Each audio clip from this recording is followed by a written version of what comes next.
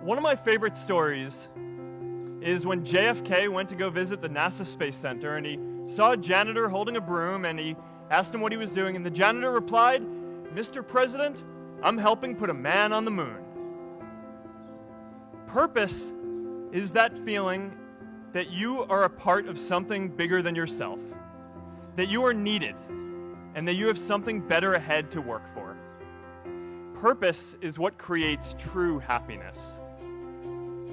Every generation has its defining works. More than 300,000 people worked to put that man on the moon, including that janitor. Millions of volunteers immunized children around the world against polio, and millions of more people built the Hoover Dam and other great projects.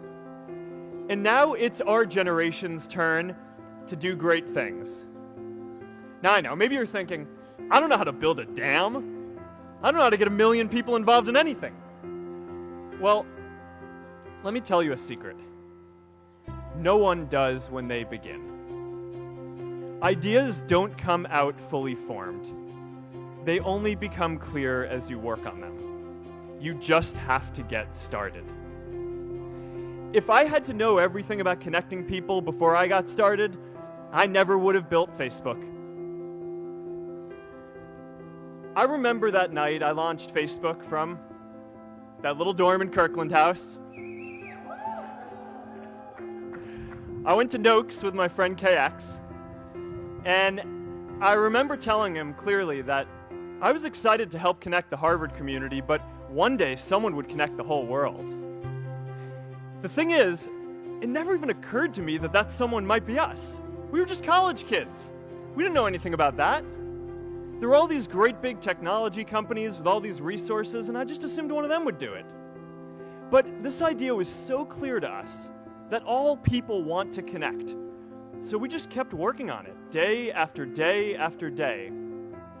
And I know that a lot of you are going to have your own stories just like this.